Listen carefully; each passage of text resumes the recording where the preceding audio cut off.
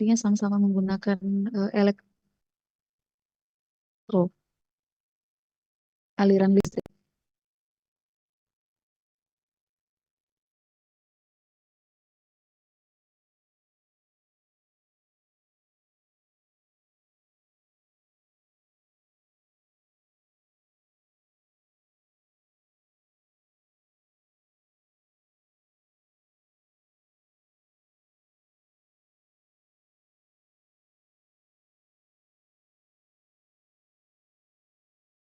Izin menjawab, Bu.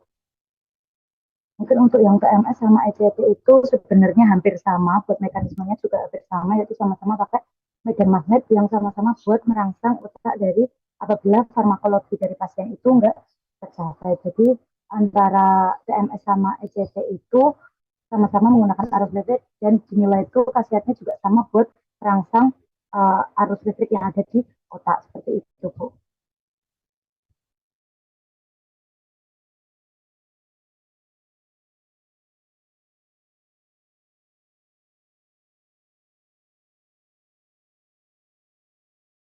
Oh iya, betul yang dikatakan teman-teman kita.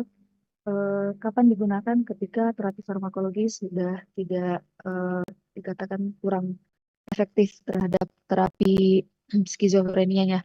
Dan keduanya sama-sama menggunakan aliran aliran listrik, hanya pembedanya di ECT nanti pasien harus dibius. Seperti itu. Pembedanya hanya itu, tapi untuk perangsangan ke area sarafnya menggunakan listrik itu sama. Seperti itu. Mau tanya lagi, berarti itu nanti kalau misalkan harus dipilih antara keduanya itu yang pertama kali diberikan itu yang mana tuh? Apakah TMS-nya dulu atau ECT-nya dulu? Karena dia bukan suatu tahapan, jadi bisa pilih salah satu. Nanti kan pasti dari dokter juga akan kasih apa namanya arahan, penjelasan mengenai masing-masing itu seperti apa prosedurnya.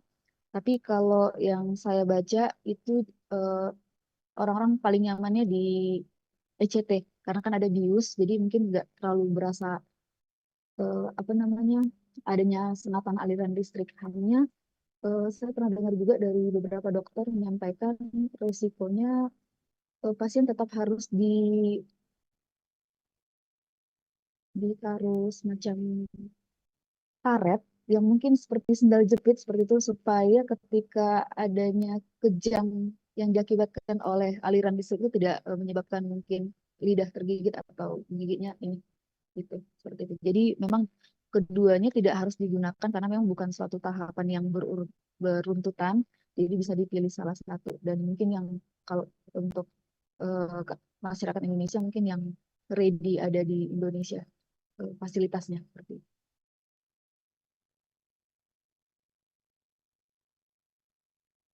Ada lagi teman-teman. Untuk kelompok tiga mungkin tadi di SOAP-nya menurut saya agak kurang detail saja.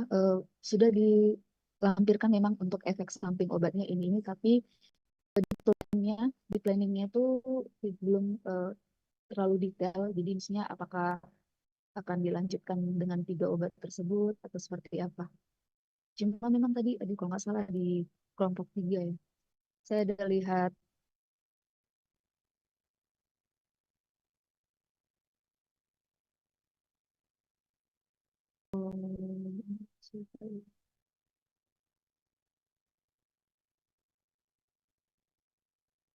oh ya, kelompok tiga juga sebenarnya memang di asesmennya itu untuk haloperidol sama diazepamnya jangan diberikan secara bersama. Itu memang salah satu harusnya masuk ya di planningnya saja.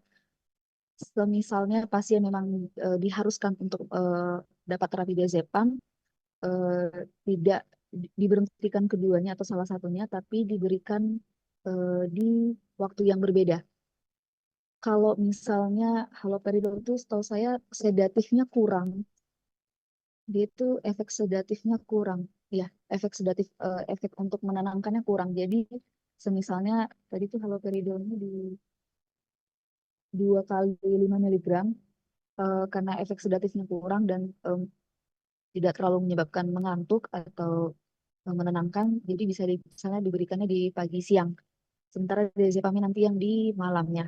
Ataupun kalau mau 2 kali sehari di pagi malam, diazepamnya dikasih jarak sekitar 1 sampai 2 jam. Jadi misalnya makan malam jam 7 itu diberikan triheksi, 2 jam kemudian di jam 9 pada saat mau tidur baru diberikan diazepam. Sudah bagus tadi di kelompok 3 ada penyampaian bahwa bisa diberikan secara tidak bersamaan, hanya tadi memang di planningnya untuk monitoring, eh, oke, ada monitoring efek samping dan perbaikan gejala, cuma kurang detail saja gitu, penyampaian tentang terapi yang sudah didapatkan. Tapi bagus, ada penyampaian tadi yang haloperidol diazepam diberikan. Jadi memang ketika pasien mendapatkan terapi ada pertimbangan tertentu dari dokter. Itu tadi kalau diazepamnya diberikan untuk sewaktu-waktu dia kambuh, karena diazepam pun sebenarnya tidak harus minum rutin teman-teman. Jadi bisa diberikan terapinya hanya pada saat apabila pasien mengalami kambuh yang cukup fatal seperti itu, atau yang susah tidur di yang harusnya malam hari sudah jam tidur tapi nggak bisa tidur, itu bisa diberikan. Jadi dia memang tidak setiap saat, tidak, bukan terapi rutin seperti haloperidol dan triheksi. Triheksi itu tetap harus rutin karena untuk mengurangi efek dari si haloperidolnya. Seperti itu.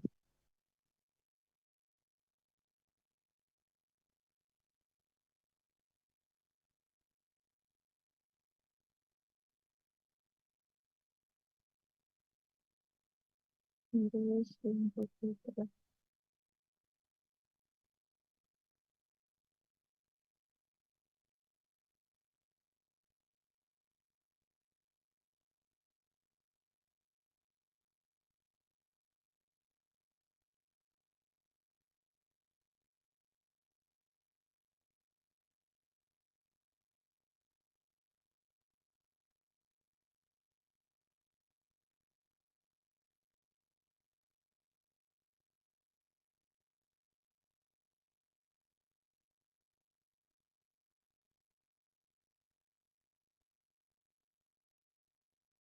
yang lainnya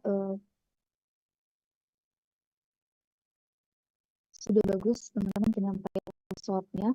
Ini tadi mungkin lebih teliti lagi.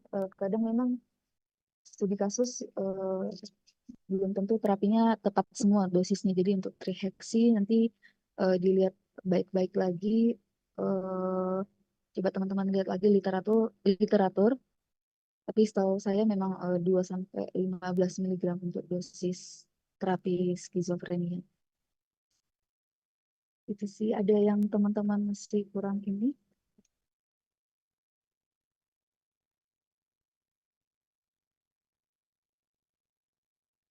Kalau saya sambil ini ya, share materinya.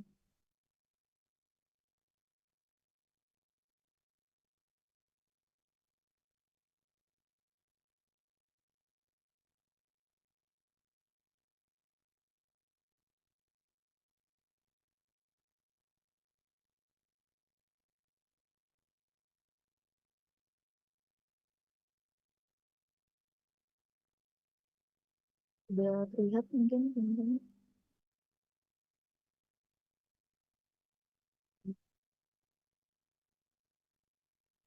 Untuk materi yang saya tampilkan ini tuh saya ambil dari bukunya Stahl, dan itu sama tadi penjelasannya dengan yang kelompok 3 ya. Ya, hampir isi materinya hampir sama. Jadi udah mewakili sebenarnya kelompok 3 untuk ini. Jadi kita bahas bersama, kita baca bersama untuk schizophrenia. Seperti yang teman-teman ketahui, adanya gangguan pada proses berpikir, persepsi, afek yang tumbuh, dan penurunan kognitif. Nah, di sini gejalanya ada banyak, 5, ada positif, negatif, kognitif, afektif, dan agresif. Contohnya sudah tertera. Jadi untuk orang normal, gejala positif itu pastinya tidak ada, sementara di skizofrenia itu ada. Termasuk di dalamnya ada waham, halusinasi, perilaku aneh, dan bicara tidak teratur. Kemudian untuk gejala negatif, untuk orang-orang normal itu ada. Kita pasti pernah rasa sedih ya, menyendiri ya, itu ada. Hanya untuk pasien skizofrenia dia mengalami gejala negatif itu melebihi dari orang normal seperti itu. Bisa tidak ada inisiatifnya, kemudian tadi yang teman-teman kita kelompok dia menyampaikan merasakan kesenangan yang berkurang. Jadi yang misalnya dia biasanya suka nyanyi, terus tiba-tiba kayak dia menyendiri, terus mungkin malah sensitif kalau misalnya dengar orang bernyanyi seperti itu. Kemudian di sini miskin bicara, tidak banyak bicara, miskin perilaku atau malas gerak yang berat sekali ininya, dan dia tidak mau bersosialisasi. Di sini juga ada gejala kognitif, menurunnya kemampuan membaca, menulis, terus menurunnya kemampuan berpikir abstrak. Jadi kalau untuk orang normal kan kita biasanya bisa berimajinasi ya. Misalnya ada suatu case kita di dalam otak bisa untuk berpikir, oh misalnya kalau pasien dikasih obat ini nih, ya itu salah satu contohnya. Sementara di pasien itu dia tidak mampu untuk berimajinasi atau memikirkan suatu problema, bagaimana cara mengatasi dengannya di dalam pikirannya sendiri. Kemudian ada gejala afektif, tidak adanya ekspresi, atau juga ada gejalanya agresif, emosional, teriak-teriak, dan suka marah-marah. Penyebabnya apa? Seperti yang sudah disampaikan teman-teman kelompok 3 juga, ada secara genetik, kemudian dari struktur fungsi otak, dan juga dari lingkungan. Genetik biasanya dari riwayat keluarga yang juga mengalami gangguan jiwa. Kemudian untuk secara struktur dan fungsi otak, adanya neurotransmitter seperti dopamin yang justru dia terlalu berlebih di dalam otak, di dalam saraf, sehingga menyebabkan eh, dopamin yang berlebih itu menyebabkan selanjutnya gejala-gejala skizofrenia juga. Kekurangan nutrisi, kemudian masih banyak lainnya lagi. Ada juga seperti di kasus yang tadi adanya riwayat, oh itu di environmental, sorry, ada riwayat terbentur kepala, itu dari lingkungan, ada juga karena trauma, misalnya masalah keluarga dan lainnya. Nah, di sini untuk penyebab gejala skizofrenia secara cara kerja di sarafnya, itu nanti ini terkait dengan neurotransmitter, yaitu pembawa neuron-neuron di saraf, dan terbagi dari tiga, ada dopamin teori, glutamat teori, dan serotonin. Tapi yang paling utama di penyebab dari gejala skizofrenia itu ada dua teori, yaitu dopamin dan serotonin, karena dua-duanya ini yang menyebabkan secara langsung terhadap gejala-gejala skizofrenia itu. Jadi, dan obat-obat antipsikotropik, jadi antipsikotropik ya, itu antipsikotel. Aku kok jadi bingung. Oh, ayo udah nggak fokus ini. Antipsikotik, iya, antipsikotik. Kebetulan obat-obatnya cara kerjanya itu nanti dia akan menghambat di si dopamin dan juga serotonin. Jadi untuk teori ini fokusnya di dopamin sama serotonin saja untuk yang saya ambil di materi ini. Nah, ini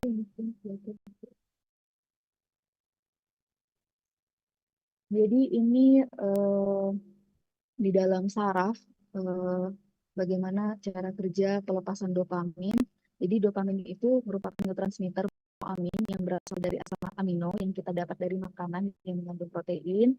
Jadi makanan yang protein yang terkandung dalam makanan yang kita serap dipecah menjadi asam amino, dan itu juga menjadi salah satu pembentuk dopamin. Nah, dopamin di sini akan masuk ke vesikel sinaptik, sorry, maaf, di VMAT, di area yang ini. Sebelumnya, sebelum dia membentuk dopamin, jadi nanti untuk asam amino itu akan dibentuk ke tirosin oleh tirosin transporter ke sel saraf yang ini. Jadi tirosin akan dibawa menuju ke tirosin hidroksilase. Nanti di sini TOH ini dia akan diubah menjadi dopa, kemudian dopa akan diubah lagi menjadi DDC. DDC itu dopa dehidrogenase, enzim-enzim, kemudian nanti akan melepaskan dopamin. Nah, dopamin ini akan masuk ke vesikel-vesikel di saraf, di sini. Kemudian dia akan berikatan dengan reseptor dopamin. Nanti dia akan dilepaskan. Itu yang dopamin kan yang memberikan rasa senang. Jadi kita pun yang normal kalau lagi happy itu biasanya dopaminnya memang lagi eh, terproduksi banyak. Cuma itu tadi kalau untuk eh, yang skizofrenia terlalu berlebih menyebabkan halusinasi dan juga banyak imajinasi-imajinasi yang di luar nalar seperti itu. Kemudian untuk kasus skizofrenia sendiri kita kan harus menghentikan kerja dopaminnya sehingga di sini dopamin akan dibawa kembali oleh DAT, dopamin transporter. Jadi pilihannya ada 4, di mana dopamin akan dibawa lagi oleh DAT atau dopamin transporternya ke neuron presinaptik itu untuk di repackage. Kemudian setelah di repackage dia akan digunakan kembali. Digunakan itu bisa untuk yang lainnya, syarat-syarat lainnya, atau bisa juga dihancurkan oleh enzim katesol methyltransferase di ekstraseluler. Terus pilihan ketiganya dihancurkan oleh enzim MAOA dan MAOB.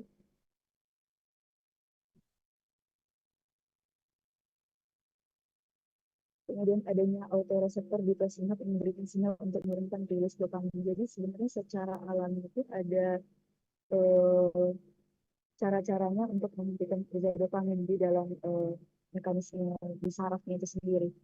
Seperti itu. Nah, untuk reseptor si dopamin sendiri, jadi kan ketika dia sudah dirilis, di area sini akan ada reseptor dari dopamin. Totalnya ada 5, tapi yang paling banyak atau yang intensitas yang paling tinggi itu adalah reseptor D1 dan D2 untuk mengikat si dopaminnya. Dan D1 D2 ini juga yang terkait dengan antipsikotik tadi yang akan diblok untuk supaya tidak bisa berikatan dengan si dopaminnya. Reseptor D2 adalah target utama dari obat-obat antipsikotik. Jadi nanti obatnya itu akan kadang di area reseptor untuk nanti dopamin tidak berikatan dengan reseptornya. Ini ada 5 jalur dopamin, seperti yang teman-teman tadi sudah sampaikan.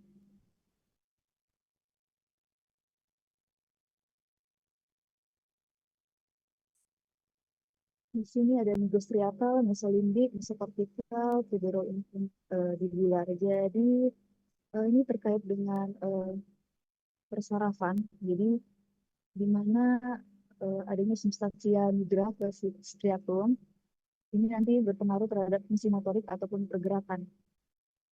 Nah, ini yang menyebabkan gejala-gejala seperti Parkinson, tremor, kaku otot. Kemudian mesolimbik di mana ketika dopaminnya berikatan dengan reseptor akan memberikan sensasi menyenangkan seperti delusi dan juga halusinasi. Ini termasuk gejala positif, terus di mesokortikal, di mana nanti akan menimbulkan gejala negatif, menyendiri, sedih, dan di mandibular, di mana nanti di sini akan adanya peningkatan sekresi prolaktin. Ini yang terkait dengan kenaikan berat badan atau hormon-hormon yang ada juga yang bisa menyebabkan kali darah besar untuk yang perempuan. Tadi kan ada 2 nih, ada teori dopamin dan juga teori serotonin. Nah, karena dua-duanya memang salah satu target daripada antipsikotik, uh, kita bahas juga teori serotoninnya, di mana teori serotonin itu memiliki 7 reseptor. Tapi yang paling utama itu adalah yang 5-HT2A. Karena serotonin yang diblok oleh si antipsikotik itu adalah si 5-HT2A ini.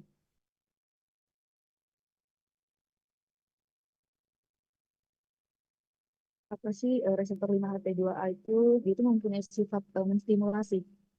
Jadi dia akan menstimulasi pelepasan glutamat, menstimulasi juga adanya pelepasan GABA. Ini nanti yang Kalau reseptor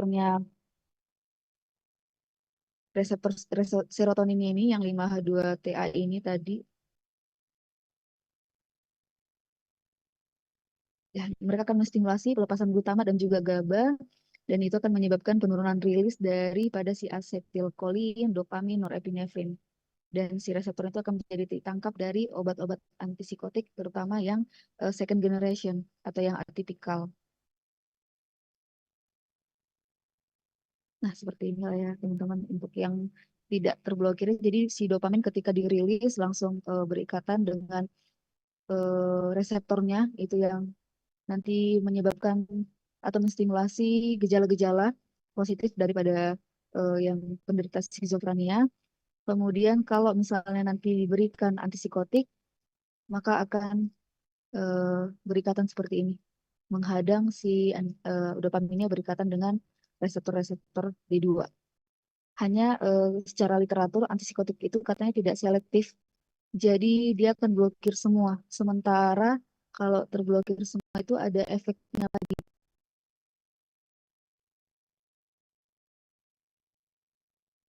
Kalau terblokir semua ada efeknya di mana justru meningkatkan gejala negatif. Jadi akan semakin lebih menyendiri, semakin merasa bersalah dan lain-lainnya seperti itu. Jadi dia tidak selektif, tapi memang banyak pertimbangan antara kita mau mengurangi gejala positif, tapi ya mau tidak mau gejala negatifnya harus meningkat. Tapi satu sisi kan ada juga terapi non farmakologi di mana memang harus ada perhatian penuh khusus daripada lingkungan sekitar dan juga keluarga terutama untuk nanti terapi gejala negatifnya mungkin bisa eh, tidak terlalu meningkat kalau disupport sama keluarga atau lingkungan. Sama seperti yang sudah dijelaskan teman-teman, antipsikotik itu ada dua, first generation disebut tipikal, sama second generation disebut atipikal. Nah, ini untuk yang first generation yang terpakai itu ada seperti haloperidol. Ini yang hipotensi. Hipotensinya dalam hal apa? Dalam hal menimbulkan gejala kaku otot. CPZ, clopramazine, itu mereknya CPZ sih, yang ada beredar di pasaran. Dia tuh menghambat reseptor adrenergik, ada kolinergik sama histamin. Ini terkait nanti sampai bahkan ke kardiovaskular, eh, naiknya berat badan, seperti itu. Yang termasuk second generation, atipikal, menghambat D2 reseptor juga, menghambat serotonin juga yang ini. Jadi kalau untuk yang second generation itu bisa menghambat dua sekaligus, menghambat reseptor dopamin, juga menghambat reseptor si serotoninnya. Untuk contoh obatnya, di sini juga keterkaitannya terhadap naiknya berat badan bisa memicu terjadinya insulinnya makin tinggi atau kadar glukosanya tinggi. Maaf, bukan insulin, kadar glukosanya tinggi, bisa menyebabkan hipertensi juga yang nanti ketika tensinya naik ada riwayat gula bisa menyebabkan penyakit-penyakit kardiovaskular juga, hiperlipid, kolesterol, seperti itu. Hampir sama dengan yang sudah dijelaskan, sudah dilampirkan teman-teman kelompok 3.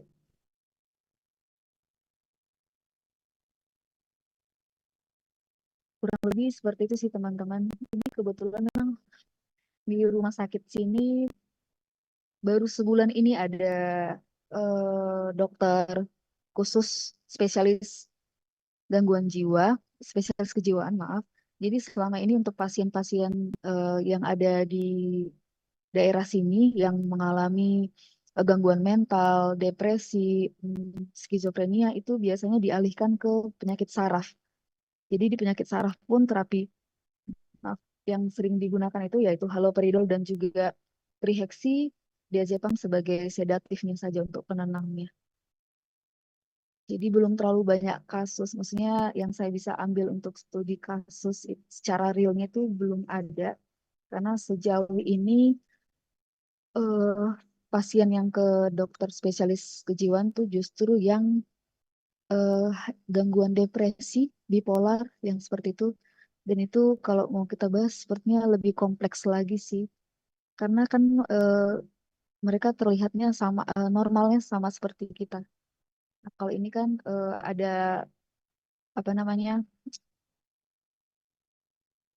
ada faktor resikonya real dari genetiknya. Terus kalau mau ngebahas mekanisme dan patofisiologinya, di sarafnya memang ada perilisan dopamin dan lain-lainnya. Kalau yang kayak sebenarnya hampir sama saja sih dengan bipolar, dengan yang depresi itu hampir sama.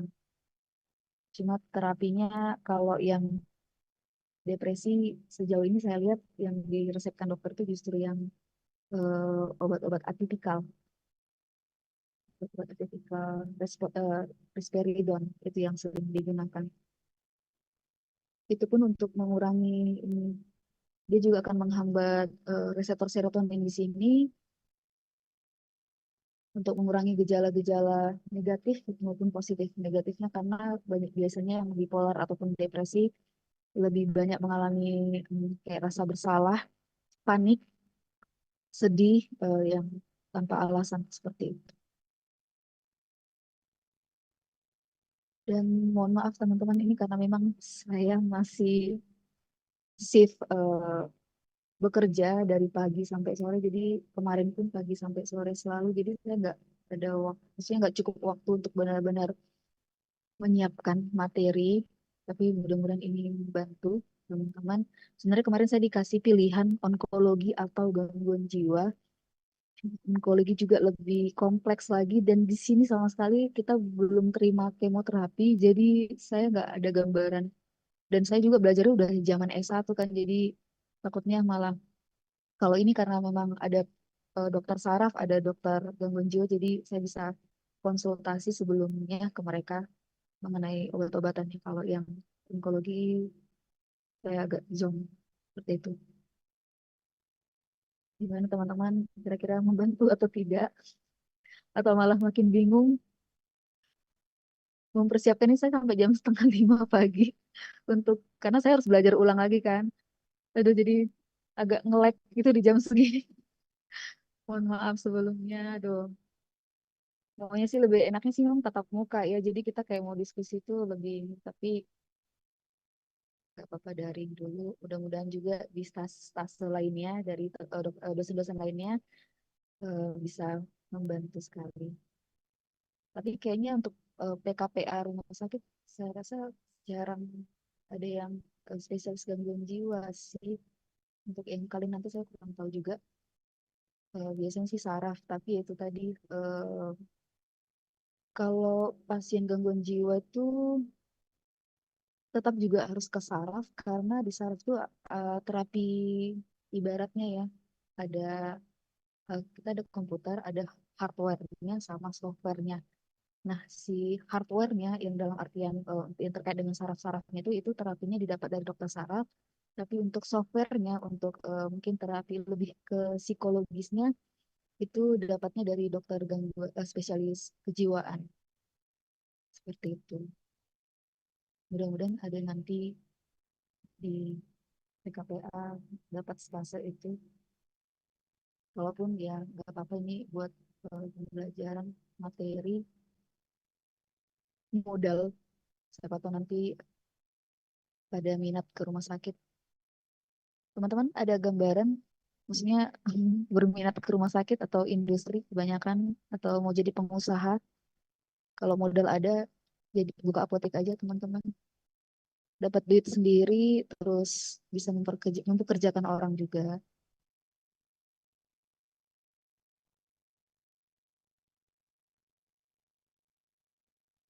Kalau mau dapat gaji besar di industri, di rumah sakit jarang ada gaji yang besar, tapi ya ilmunya banyak, terutama kalau yang klinisnya jalan.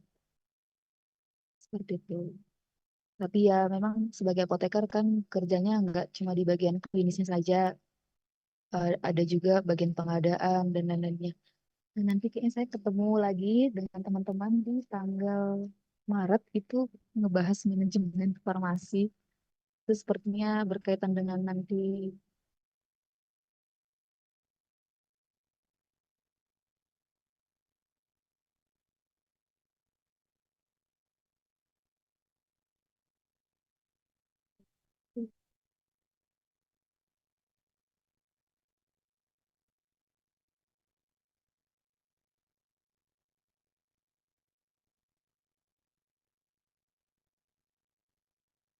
tanggal 7 Maret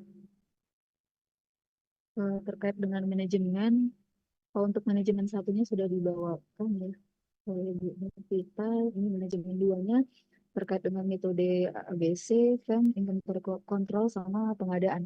Nanti teman-teman sudah baca-baca dulu saja. Nanti ini ABC sama mungkin terkait studi kelayakan apotik sih untuk menentukan pengadaan obat berdasarkan metode ABC sama FEN.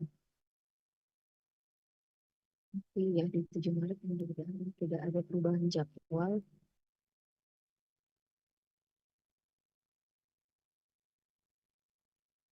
Itu sih teman-teman. Ada pertanyaan mungkin di luar ini mau nanya apa boleh.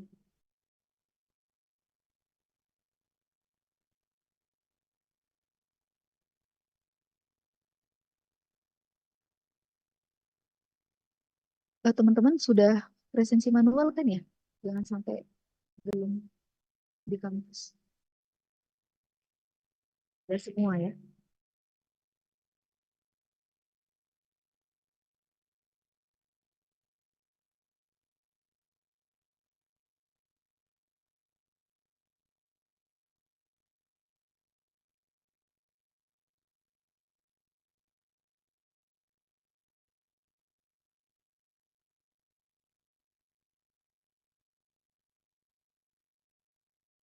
Itu sih teman-teman.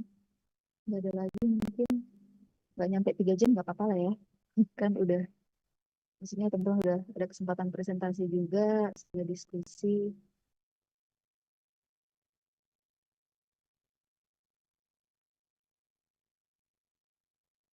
Kalau mau ada diskusi pribadi, boleh nanti WA, email juga boleh, Telegram ya, Telegram boleh.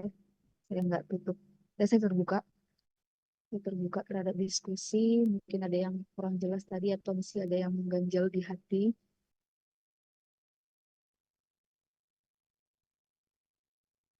Tapi ini, mohon maaf ini laki-lakinya emang nggak ada ya?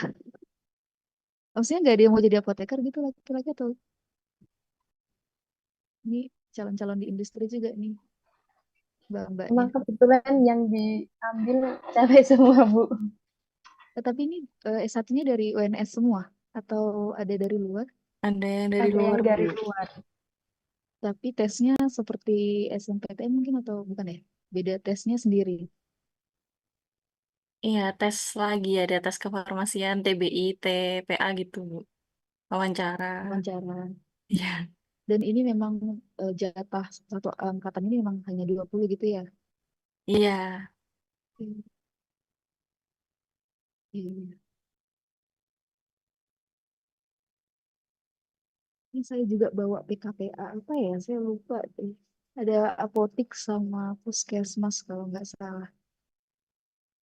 Nanti sambil berjalan, semoga Maret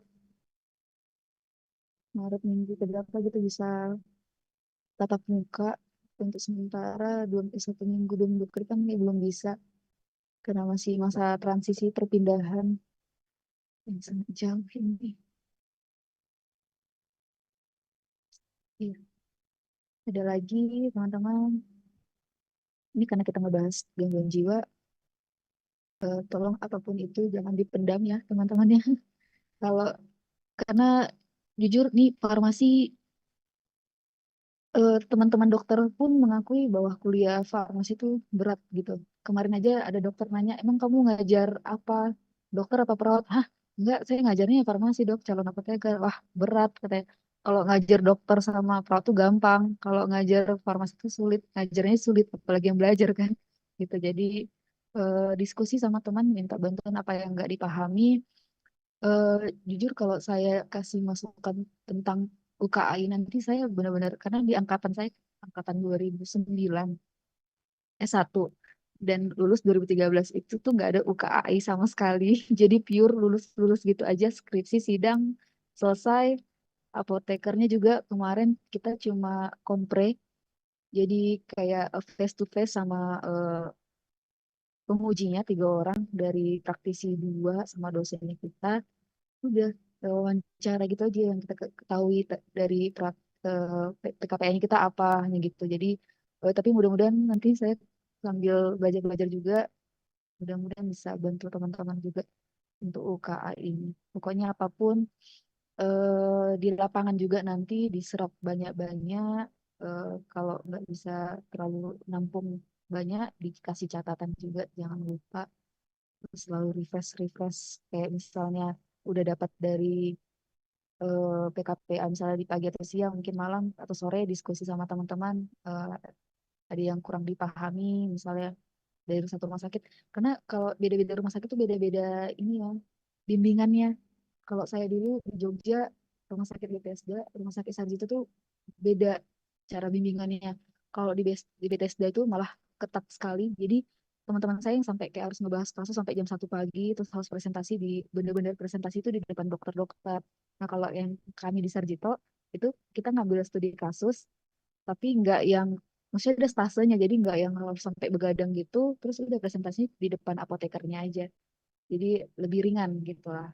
Ini beda-beda rumah sakit, beda-beda ini. Jadi teman-teman yang rumah sakit lain mana dengan yang satu bisa saling koordinasi, saling diskusi juga. Itu sih kata-kata motivasi sore ini. Ada lagi mungkin mau ditanyakan teman-teman? Ibu izin bertanya. Saya masih bingung terkait ranah dari kejiwaan dan saraf itu seperti apa ya, Bu? Karena kayak masih campur-campur gitu Iya. kalau di saya. Ya itu tadi di sini pun pasien yang tadi saya bilang gangguan mental kebanyakan malah masih ke saraf karena eh, tadi yang kita pelajari kan terkait dengan reseptor di sistem saraf obat-obatnya eh, untuk mengurangi gejala kambuhnya mereka, gejala positifnya mereka. Jadi eh, itu tadi saya bilang kalau hardware-nya yang terkait dengan si sarafnya itu ke dokter saraf biasanya terapinya. Tapi juga di lapangan eh, terutama pasien-pasien memang banyak juga walaupun mereka sakit mereka tuh males banget kayak yang harus kedua dokter misalnya walaupun mereka membutuhkan 2 dokter itu ya karena di kejiwaan nanti itu terapi psikologisnya seperti itu memang hampir sama juga terapi obatnya. Hanya itu tadi karena misalnya mereka terlanjur nyaman di dokter saraf misalnya selama ini ke dokter saraf udah nyaman dokter saraf pun sebenarnya bisa meresepkan obat-obat gangguan jiwa yang mungkin dokter jiwa resepkan itu bisa jadi nggak terbatas untuk peresepan tuh nggak terbatas sama sekali hanya itu tadi kembali ke pasien kalau malas ke spesialis yang satu ya udah dia di saraf tapi dikasih obat-obat yang kayak risperidon. Tapi ya sih, sebenarnya masih campur-campur karena itu tadi dokter bahkan nggak usah dokter saraf ya, dokter penyakit dalam selama rute rumah sakit nggak punya dokter saraf sama sekali, penyakit dalam yang akan ambil alih seperti itu. Ya modalnya paling di sini sih kebiasaannya saya nggak tahu rumah sakit lain di sini kebiasaannya modalnya cuma berdasarkan riwayat pengobatan di sebelumnya.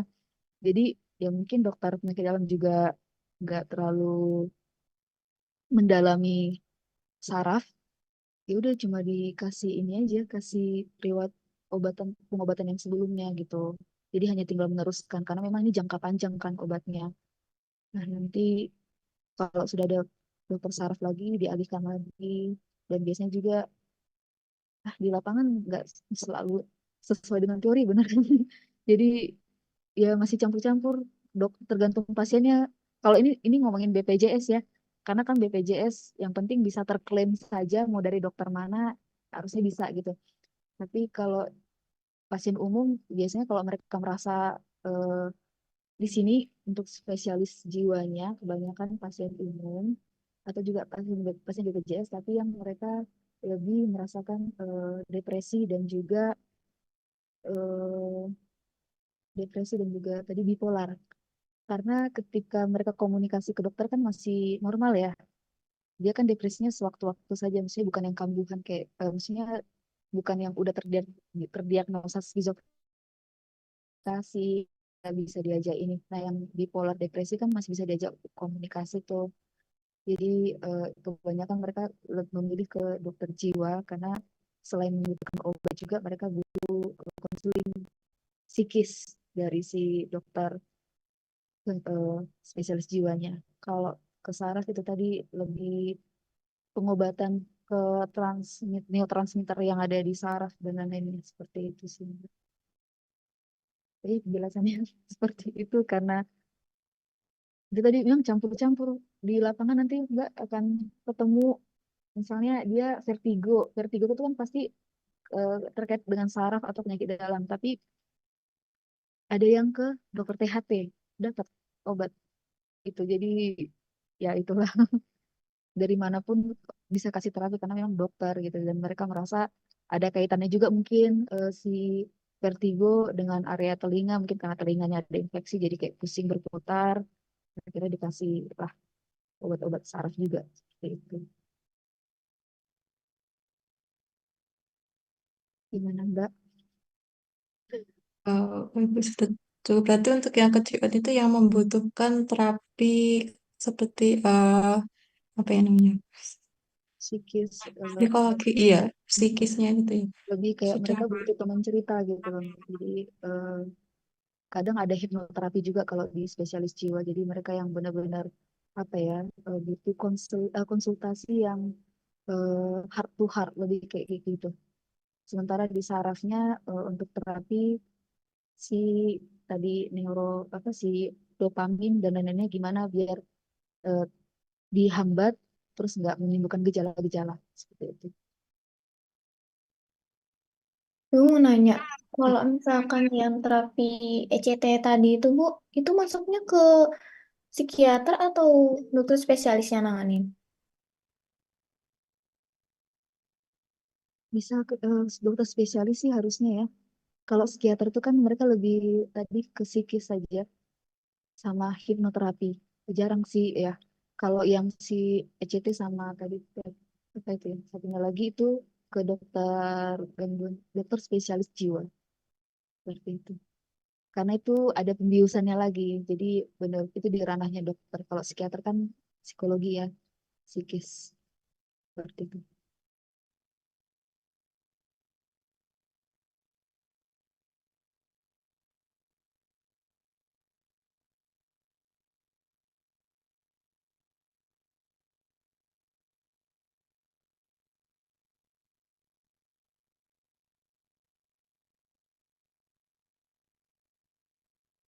Ada lagi teman-teman mungkin ini sudah jam ini yang salat ya.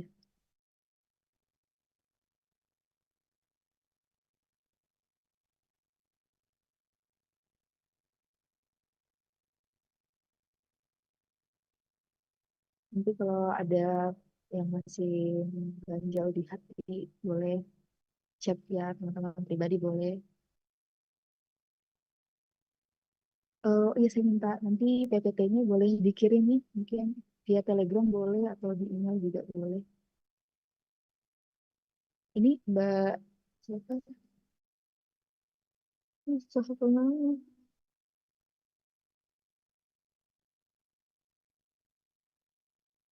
Oh yang Mbak Paradisania ya, yang PJ-nya ya. Mungkin bisa kumpulkan ke Mbak Paradisania dulu, baru nanti digabung terus kirim ke saya. Google Drive boleh atau bikin bentuk extension RAR juga boleh ke email. Dikumpulkan dulu aja untuk PPT-nya, terus nanti ini kirim ke saya. Terus yang PPT saya pun saya perbaiki dulu, mungkin untuk literatur tadi belum dicantumkan dan lain-lainnya, nanti baru saya share juga ke teman-teman. Iya, mungkin timbang yang istirahat juga nggak apa-apa ya nggak nyampe 3 jam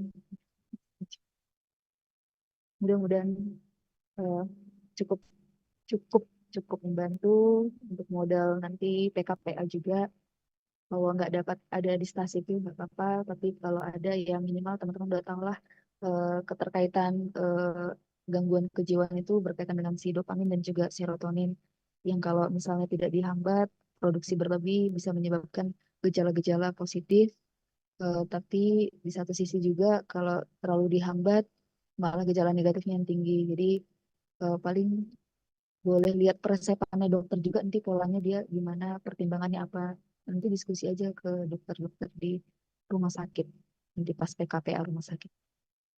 Kalaupun di rumah sakit itu belum ada ini, biasanya penyakit dalam pun kadang mau terima sih. Jadi bisa juga nanti dicek-cek kalau ada pasien-pasien seperti itu di rumah sakit tempat teman-teman PKPA. Seperti itu. Mungkin sekian ya teman-teman pertemuannya untuk kita ketemu lagi di 7 Maret kalau nggak salah.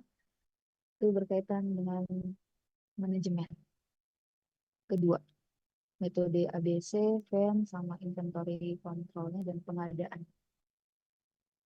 Nanti mungkin lebih ke kalau pengadaan di puskesmas dia terpusat ya karena dari pemerintah punya, paling ke di rumah sakit atau apotek lah nanti untuk ininya.